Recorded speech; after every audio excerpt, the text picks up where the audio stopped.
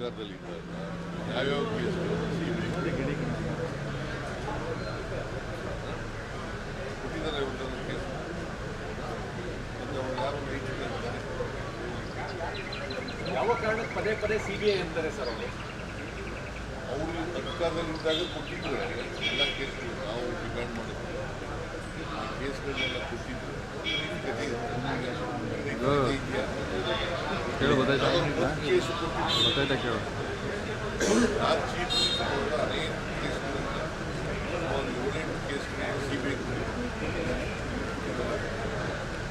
Gas case ಕೊಟ್ಟಿದ್ರು lottery case ಕೊಟ್ಟಿದ್ರು Soujanya case ಕೊಟ್ಟಿದ್ರು ಉತ್ತರ ಕನ್ನಡ ಜಿಲ್ಲೆಯಲ್ಲಿ ಕೊಟ್ಟಿದ್ರು ಕೆಲವು ಯಾವ್ದು ಕೊಟ್ಟಿದ್ದಾರೆ ಯಾವುದಾದ್ರು ಒಂದು ಕೇಸ್ ಜನಾಂದೋಲನ ಮಾಡ್ತೀವಿ ಅದೇ ಕೇಸ್ ಇಟ್ಕೊಂಡು ಇಡೀ ರಾಜ್ಯಾದ್ಯಂತ ಮಾಡಲಿ ಅವರು ಈಗ ಆಂದೋಲನ ಮಾಡಲಿಕ್ಕೆ ಅವ್ರ ಪಾರ್ಟಿಗೆ ಸೇರುತ್ತೆ ವಿರೋಧ ಪಕ್ಷದಲ್ಲಿರುವಾಗ ಏನು ಆಂದೋಲನಗಳು ಮಾಡ್ತಾರೆ ಏನು ಚಳುವಳಿಗಳು ಮಾಡ್ತಾರೆ ಏನು ಪ್ರತಿಭಟನೆ ಮಾಡ್ತಾರೆ ಅವ್ರಿಗೆ ಸೇರುತ್ತೆ ಅವರು ನಾವು ಏನು ಉತ್ತರ ಕೊಡಬೇಕು ಅದನ್ನು ಕೊಡ್ತೀವಿ. ನಿನ್ನೆ ಕಾಂಗ್ರೆಸ್ನ ಎಲ್ಲ ನಾಯಕರು ಏಕವಚನದಲ್ಲಿ ಮಾತಾಡಿದ್ದಾರೆ. ರೆಡ್ಡಿ ಅವರು, ಶ್ರೀರಾಮುಲು ಅವರು ವಾಗ್ದಾಳಿಗಳನ್ನು. ಈಗ ಅವ್ರಿಗೆ ಸಂಸ್ಕೃತಿ ಇಲ್ಲ ಅನ್ನೋದು ಭಾಳ ಸ್ಪಷ್ಟವಾಗಿ ಗೊತ್ತಾಗುತ್ತೆ. ಬಿ ಜೆ ಪಿಯವರಿಗೆ ಸಂಸ್ಕೃತಿ ಇಲ್ಲ. ಹಾಗಾದರೆ ಜನಾರ್ದನ್ ರೆಡ್ಡಿಗೆ ಬಳ್ಳಾರಿ ಬರಬೇಡ ಅಂತ ಯಾಕೆ ಮಾಡಿದರು?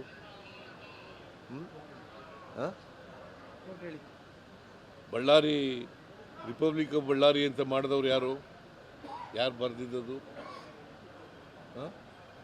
ಸಂತೋಷ್ ಹೆಗ್ಡೆಯವರು ಲೋಕಾಯುಕ್ತರಾಗಿದ್ದಾಗ ವರದಿ ಕೊಟ್ಟಿದ್ದಾರೆ. ರಿಪಬ್ಲಿಕ್ ಆಫ್ ಬಳ್ಳಾರಿ ಅಂತ ಬರೆದವ್ರು ಯಾರು? ಯಾರಿಂದ ಆದ್ದು ರಿಪಬ್ಲಿಕ್ ಆಫ್ ಬಳ್ಳಾರಿ? ಇವ್ರು ಜನಾರ್ದನ್ ರೆಡ್ಡಿ ಅಲ್ಲ. ಇವ್ರಿಗೆ ಪ್ರಜಾಪ್ರಭುತ್ವದಲ್ಲಿ ನಂಬಿಕೆ ಇಲ್ಲ, ಸರ್ವಾಧಿಕಾರದಲ್ಲಿ ನಂಬಿಕೆ ಇದೆ ಅಂತ ಅನ್ನೋದಕ್ಕೆ ಒಂದು ಉದಾಹರಣೆ. ನಾನು ಇಬ್ರಾಹಿಂ ಇಬ್ಬರು, ನಾನು leader of the opposition, Ibrahim ಕೂಡ ಒಬ್ಬ ಲೀಡ್ರು. ನಾವಿಬ್ಬರು ಪಾರ್ಲಿಮೆಂಟ್ನಲ್ಲಿ ಹನುಮಂತಪ್ಪ ಎಲೆಕ್ಷನ್ ನಿಂತಿದ್ದಾಗ, ಲೋಕಸಭೆಗೆ ನಿಂತಿದ್ದಾಗ ಹೋಗಿದ್ದೀವಿ. ನಮಗೆಲ್ಲೂ ಜಾಗ ಕೊಟ್ಟಿಲ್ಲ. ಉಳ್ಕೊಳಕ್ಕಲ್ಲಯ್ಯ, ಪಬ್ಲಿಕ್ ಮೀಟಿಂಗ್ ಮಾಡೋಕ್ಕೆ, ಕ್ಯಾಂಪೇನ್ ಮಾಡೋಕ್ಕೆ ನಮ್ಮ ಕ್ಯಾಂಡಿಡೇಟ್ಗೆ ಎಲ್ಲೂ ಕೊಟ್ಟಿಲ್ಲ. ಕೊನೆಗೆ ಒಂದು ಕುರುಬರು ದೇವಸ್ಥಾನದ ಹತ್ರ ಮಾಡಿದ್ದು ನಾನು.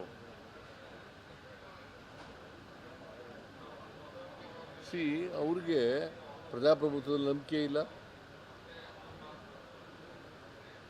ಸಂಸದೀಯ ವ್ಯವಸ್ಥೆಯಲ್ಲಿ ನಂಬಿಕೆ ಇಲ್ಲ, ಸಂಸ್ಕೃತಿ ಸರಿ ಇಲ್ಲ. ಅವ್ರಿಗೆ ಗೂಂಡಾಗಿರಿ ಮಾಡ್ತಾ ಇದ್ದವರು ಅವರು. ಅವರಿಂದ ನಾವು ಪಾಠ ಕಲಿಬೇಕಾ?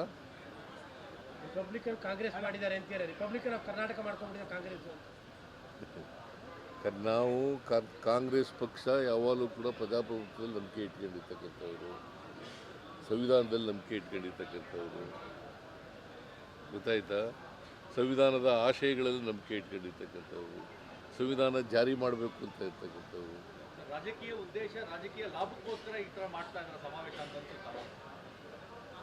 ಬೇರೆ ಇನ್ನೇನಿದೆ? ರಾಜಕೀಯ ಉದ್ದೇಶ ಬಿಟ್ಟರೆ ಇನ್ನೇನಿದೆಪ್ಪ?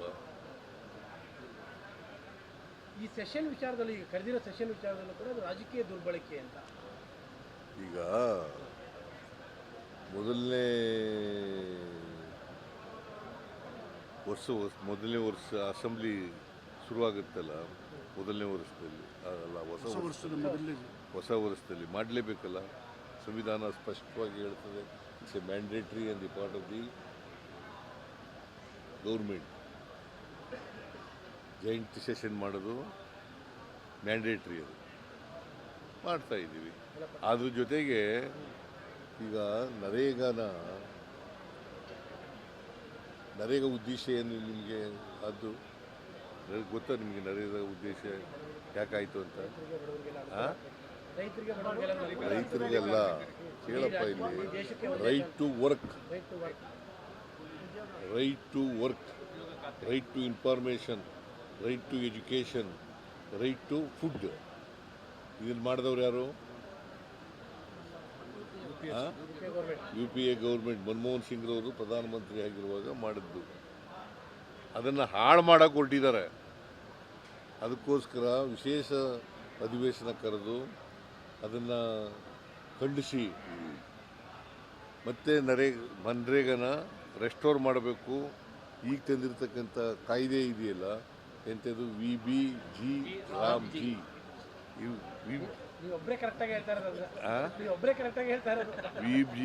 VBG ರಾಮ್ಜಿ ಗೊತ್ತಾದ್ರ ಅರ್ಥ? ಅದನ್ನ ಎಕ್ಸ್ಪೆನ್ಷನ್ ಗೊತ್ತಾದು ಹೇಳೋ ನೋಡೋಣ. VB ಅಂದರೆ Viksit Bharat, guarantee for Rozgar, Ajeevika mission Gramin. ಅದರರ್ಥ ರಾಮಲ್ಲ, Rozgar, guarantee for Rozgar, Ajeevika mission Gramin ಅಂತ ಅದರ ಅರ್ಥ. ಮೊನ್ನೆ ಡಾಕ್ಟರ್ ಡೀಟೇಲ್ ಪ್ರೆಸ್ ಮೀಟ್ ಮಾಡಿದ್ರು, ಡಾಕ್ಟರ್ ಮಾಡಿದ್ರು ಡೀಟೇಲ್ ಆಗಿ. ಸರ್ ಇದು ಲೋಕಾಯುಕ್ತ ರೈಡ್ ಆಗಿದೆ ಸರ್ ಇಲ್ಲಿ ಅಬ್ಕಾರಿ DC ಮೇಲೆ ಸರ್. ಅವರು 2 ಕೋಟಿ ಲಂಚ ಇಸ್ಕೋಬೇಕಾದ್ರೆ ರೈಡ್ ಆಗಿದೆ ಸರ್. ಅವರು ಕೂಡ ಒಂದು ಆಡಿಯೋ ಸಿಕ್ಕಿದೆ. ಆಡಿಯೋದಲ್ಲಿ ಈಗ ಯಾರು ಹೇಳಿದ್ದಾರೆ ಸರ್, ತಿಂತಾರೆ ಅವ್ರ ಮೇಲೆ ಕ್ರಮ ತಗೊಳ್ಳಿ. ಅಲ್ಲ, ಬಟ್ allegation ನಾವು ಅದ್ರ ಮೇಲೆ ಅದಕ್ಕೆ ಅಡ್ಡಿ ಬರಲ್ಲ. ಲಿಕ್ಕರ್ ಸಚಿವರ ಹೆಸರಿದೆ ಮೇಲೆ ಬರ್ತಾ ಇದೆ. ಆಡಿಯೋದಲ್ಲಿ ಸಚಿವರ ಹೆಸರಿದೆ ಸರ್. ಅಬಕಾರಿ ಸಚಿವರ ಹೆಸರಿದೆ. ಅವರು ಕೊಡಬೇಕಾಗಿತ್ತು. ಗೊತ್ತಿಲ್ಲ ನನಗೆ ಗೊತ್ತಿಲ್ಲ. ಅಲ್ಲ, ಬಿಜೆಪಿ ಅಲಿಗೇಷನ್ ಅದ್ರ ಮೇಲೆ ಶುರುವಾಗಿದೆ ಈಗ.